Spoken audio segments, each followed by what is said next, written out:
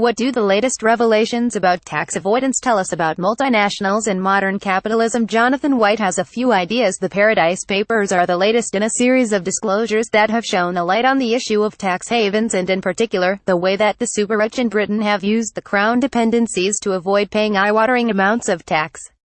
The use of tax havens has been a key part of the concentration of wealth that underpins the formation of the 1%. In this exclusive club, celebrities, royalty, oligarchs and politicians swim with the owners and chief executives of multinational corporations (MNCs).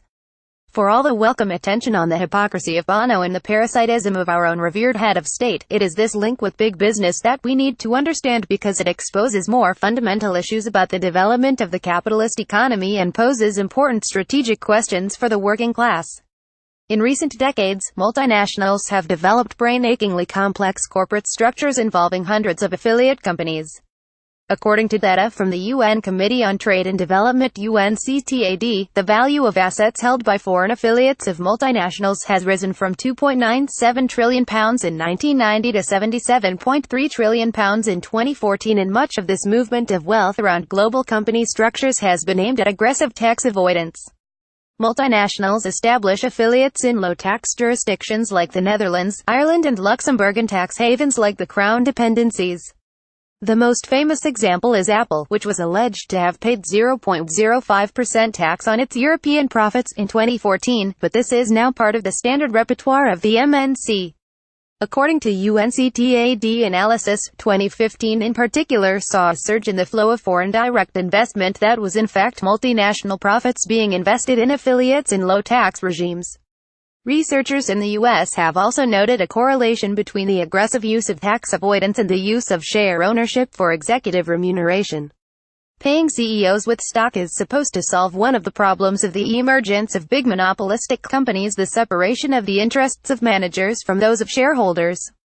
Give them stock, the argument goes, and shareholders will feel the benefit. CEOs respond by gaming the low-tax jurisdictions.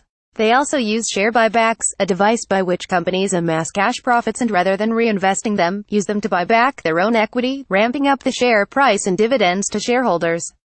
According to Oxfam, the top 500 U.S. companies are estimated to have used on average 64% of their profits on buying back shares.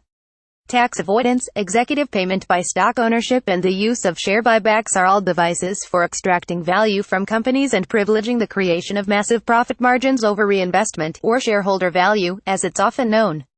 The scale of tax avoidance, the concentration of wealth among the richest 1%, and the huge profits being generated by multinationals are all explained by the dominance of this approach. But if we want to understand why this is happening, we need to look at what's happened to multinational ownership. UNCTAD's analysis of the top 100 MNCs in the world economy shows that 52% of them are now solely owned by financial institutions. Only 12% were owned by individuals, and pension fund ownership has also declined. The big players are now private equity funds, hedge funds and investment banks, and even where they are not sole owners, they often play a controlling role through their holdings. Enmeshed in the high-profit markets and financial assets, these financial institutions are themselves geared to the generation of short-term shareholder value. In this quarterly capitalism, they regularly turn over their investment portfolios to extract maximum profits. This explains why multinationals are working to turn so much of their profit into shareholder value, and why they are working so hard to widen their profit margins in the first place. They have been financialized. For workers within multinational company structures or supply chains, the pursuit of shareholder value has meant the intensification of exploitation, offshoring of jobs, outsourcing and subcontracting, the disruption of collective bargaining structures, more precarious work and large-scale automation. This helps to account in large part for the historic wage squeeze on workers. But the growth of financialized multinationals is felt by all of us. Take taxation, for example. As the burden of taxation has moved away from corporations, so it has shifted more squarely onto working people. In Britain, the poorest 10% of the population saw the percentage of their income paid as tax rise from 35% in 1979 to 43% in 2010, while the richest 10% have seen theirs fall. But the fall in corporation tax is an international phenomenon. The OECD average for corporation tax rates fell from 50% in 1984 to 33% in 2014.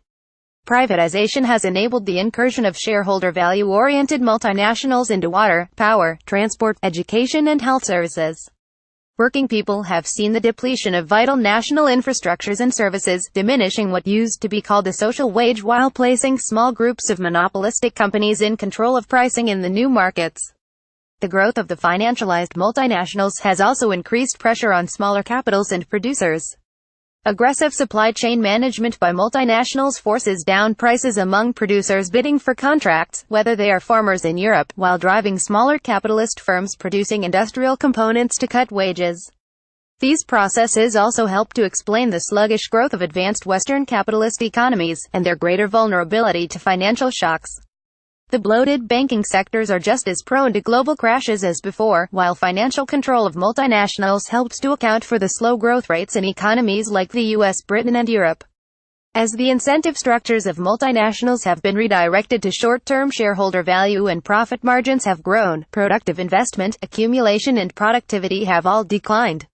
Were he alive today, Marx would undoubtedly be astonished at some of the phenomena discussed above. And yet, 150 years after the publication of Das Kapital, he would also recognize the fundamental forces that he had identified as driving capital accumulation, still at work albeit on a grander global scale: the revolutionizing of production, the centralization of capital and the creation of a precarious industrial reserve army of labor. Similarly, the Marxist economists of the early 20th century who theorized the effects of monopolies would discern many of the same processes they analyzed: continued dynamism enabled by the sheer scale of available capital, coupled with the restrictions of production to hold up prices, the destruction of smaller capitals and peasantries, the creation of mass unemployment, and the downward pressure on wages. The new element is the way in which financial control has aggravated all these tendencies. Financialization could be seen to be taking to a new level the fundamental contradiction between the social organization of production, given limited expression by large multinationals, and the private ownership of the means of production, in the form of the trade in multinational holdings by financial institutions. Marxists would also point to the continued importance of the capitalist state. This tends to be underemphasized in the existing literature on multinationals. When the revenues of leading multinationals exceed those of smaller developing states, it's easy to see why arguments for the redundancy of national political structures have an appeal. But this is to fundamentally misunderstand the relationship between financial and multinational capital and national states. This became evident in 2008 when national state structures recapitalized the failed banks and handed them vast subsidies in the form of zero interest rates. Similarly, the tech giants like Apple, Microsoft and Google have relied on massive U.S. state investment and blue skies research to develop their technologies, preferring to indulge their shareholders by ramping up their share prices and shuffle their profits around the world's tax havens rather than invest in development. The various forms of privatization that have swept through public services in the U.S., Europe and Britain represent not just sales of assets but the redirection of ongoing revenues to multinationals and their finance capital backers. As for tax itself, the international competition to lower corporation tax and shift the burden of taxation onto workers was started by the states of the advanced capitalist nations. And for all the privatizations that took place, it's too soon to announce the death of the state-owned enterprise, which continues to play a key role in many strategically important sectors of national economies. The form of the state's intervention in the economy may have changed, but its extent and its importance to capital remains the same. Multinational capital pursuing massive profits uses every lever its ability to disperse and divide workers' organizations in production, its increasing domination of the sphere of social reproduction and its domination of the modern state alike. The working class must organize and link up its struggles in each of these spheres. Unions must develop international strategies that target weak points in global supply chains, but they must also go back to the basics and mobilize workers at the workplace level again, building from scratch in many cases. This must be coupled with rediscovering strategies that link workplace struggles with those over social reproduction and consumption, and which build alliances with smaller capitals and producers who are also suffering from the dominance of financialized multinationals.